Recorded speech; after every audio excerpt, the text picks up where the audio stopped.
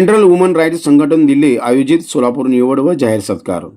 सोलापूर शहराच्या अध्यक्षपदी मनोज लोंढे तर मराठवाडा ग्रामीण अध्यक्षपदी मनोज शेटे यांची निवड doctor Kumar Londhe centre woman rights national president यांनी केली.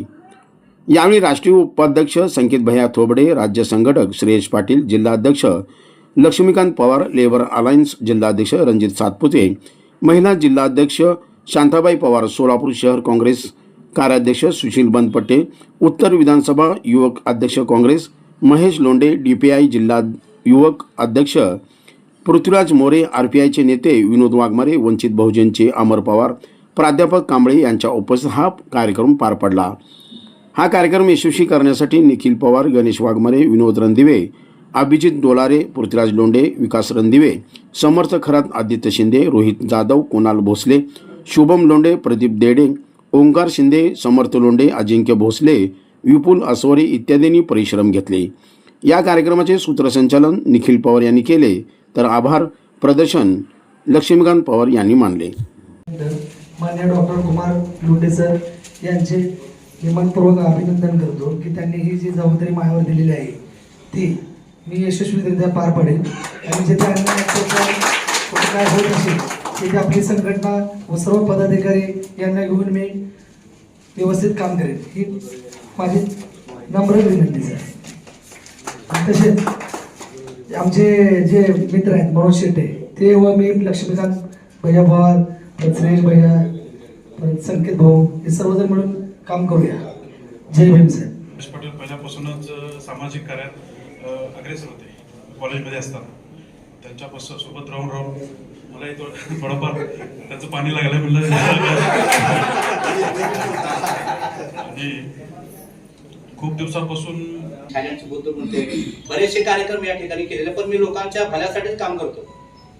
लोक आपल्याला आपण कमी बोलतो आणि लोकांचं काम करणं जास्त गरजेचं आहे. या संघटनेत तेच आहे.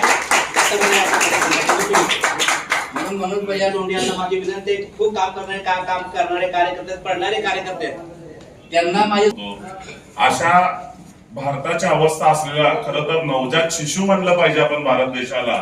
आणि त्यावेळेला या अधिकारांचा विचार करून घटनेत त्याचं संरक्षण व्हावं याकरता हे सगळे अधिकार मानवाला देण्याचं कार्य आपल्या डॉक्टर बाबासाहेब आंबेडकरांनी केलं आणि त्याचं संरक्षण कुणीतरी केलं पाहिजे म्हणून ही संघटना आज अस्तित्वात आहे. कालच आमच्या एका सहकारी मित्रांनी सिव्हिल हॉस्पिटल मधल्या एका केस संदर्भातली माहिती टाकली की डॉक्टरांच्या हलगर्जीपणामुळे एका बाळंतपणीचं निधन झालं आणि त्या डॉक्टरांवर कारवाई व्हावी म्हणून ह्या संघटनेने ती जी घटना आहे त्याला उचलून धरली आणि त्या डॉक्टरांवर गुन्हा दाखल करण्यात आला. याचा अर्थ काय की आपल्याला आपले हक्क काय आहेत, आपले अधिकार काय त्यांचा विसर पडलेला आहे. परंतु अशी जेव्हा संघटना निरपेक्षपणे निस्वार्थपणे जेव्हा लोकांच्या सेवेसाठी उभे राहते तेव्हा खरं तर आपण अशा संघटनांचा कौतुक केलं पाहिजे, त्यांच्या पाठीवर एक थाप दिली पाहिजे. कारण मी माझ्या घरात एक लग्न असल्यामुळे माझ्या आणि पाटील यांचे सख्या आत्याच्या मुलाचं लग्न आहे, तिथं आम्ही होतो आणि तिथे काहीतरी पाहुण्यांची बाजाबाची झाली, ते सगळं मिटवून सगळे पण आम्हाला लेट झाला. तर त्या सर्वांची मी माफी मागतो की वासरू गायचं वासरू जर घोड्याच्या कळपामध्ये टाकलं ना आणि 6 महिन्यानं तुम्ही जर ऑब्झर्वेशन केलं तर ते घोड्याच्या स्पीडनं पळतं. पण घोड्याचा बछडा जर गायच्या कळपात टाकला ना तर गायच्या संगतीत राहून ती गायसारखं वागायला लागतं, त्याच्यासारखं बनतं. मला तुम्हाला काय सांगायचंय माहिती आहे का यातून, हम शेर है म्हणजे हम म्हणजे तुम्ही पण आला नाही तर मी शेर म्हणल्यावर तुम्ही म्हणणार आम्ही कोण आहे. त्यामुळं आपण आपल्या अधिकाराची जाणीव पहिल्यांदा आपल्याला झाली पाहिजे. मी तुमच्या समोर उभा आहे ना, मी 2015ला शिक्षण संस्था काढली. आज 12वी पर्यंत माझी शिक्षण संस्था आहे सर. पहिले ते 12वी शाळा चालवते. मी नुसतं भाषण देत नाही आणि द्यायचं पण नाही. मी सांगायचं मुलं शिकली पाहिजेत आणि माझं पोरगं दारू पिऊन करायचं. काय करायचंय मी सांगितलं पाहिजे उद्योगधंदे काढा, आम्ही चौकात टपऱ्यावर कुठेतरी चहाच्या टपरीवर कुठेतरी गप्पा मारत बसेल. हे नाही झालं पाहिजे.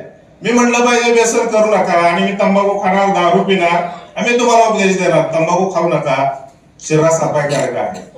माझा मुद्दा हा आहे, जर आपल्याला पुढे जायचं असेल तर तुमचं डेस्टिनेशन, तुमचा मार्ग तुम्हाला स्वतःला शोधावा लागेल. येणारं सरकार कोणी हात देईल, कुठला आमदार जवळ करेल, खासदार जवळ करेल, कोणतरी मला हात देईल हे मनातनं पहिलं काढून टाका.